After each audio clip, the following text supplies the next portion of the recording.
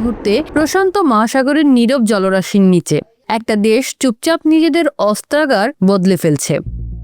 যে দেশ একসময় পারমাণবিক আগুনে পুড়ে গিয়েছিল, আজ সেই দেশই তৈরি করছে হাইপারসোনিক প্রতিরোধ ব্যবস্থা, ইলেকট্রোম্যাগনেটিক রেলগান আর কাউন্টার স্ট্রাইক ক্যাপাবিলিটি। প্রশ্ন হচ্ছে, শান্তিপ্রিয় জাপান হঠাৎ এত আগ্রহী কেন? সময়টা 1930। ইম্পেরিয়াল জাপান দ্রুত সাম্রাজ্য বিস্তার করছে।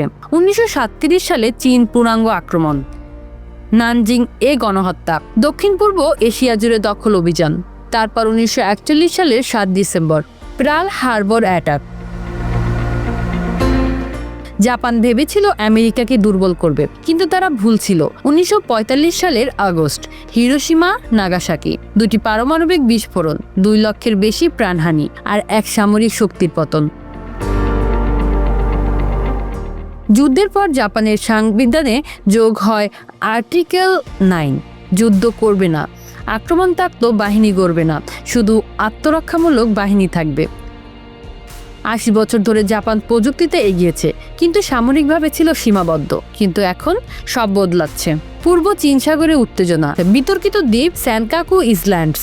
চীন দাবি করে এগুলো তাদের, জাপান বলে এগুলো তাদের সার্বভৌম ভূখণ্ড। চীনের নৌবাহিনী এখন বিশ্বের সবচেয়ে বড়। DF-21D ক্যারিয়ার কিলার মিসাইল 1500 কিলোমিটার দূর পর্যন্ত আঘাত হানতে পারে। আর যদি চীন তাইওয়ান দখল করে, জাপানের 90% জ্বালানি সরবরাহ ঝুঁকিতে পড়বে। এই কারণেই জাপান তাইওয়ান ইস্যুকে সার্ভাইভাল থ্রেট বলেছে।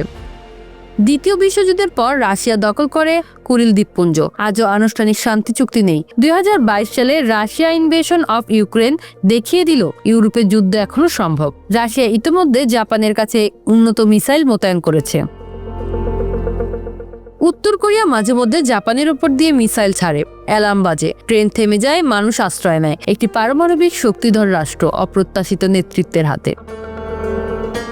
1951 সালে treaty of mutual cooperation and security between the United states and Japan স্বাক্ষরিত হয়। চুক্তি বলছে জাপানের উপর হামলা মানেই আমেরিকার উপর হামলা।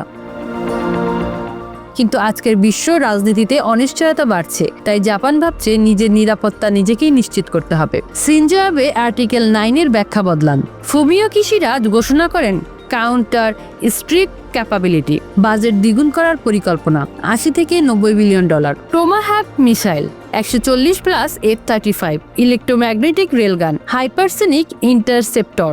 জাপান চাইলে অল্প সময়ে পারমাণবিক অস্ত্র বানাতে পারে, এমনটাই মনে করেন বিশেষজ্ঞরা। শুধু জাপান নয়, তাইওয়ান, দক্ষিণ কোরিয়া, ইন্দোনেশিয়া সবাই সামরিক শক্তি বাড়াচ্ছে। একটি ছোট ভুল, একটি ভুল হিসাব, আর পুরো অঞ্চল জ্বলে উঠতে পারে। একসময় পরাজিত জাপান আজ প্রযুক্তি, অর্থনীতি আর সামরিক শক্তির ত্রিভুজে দাঁড়িয়ে।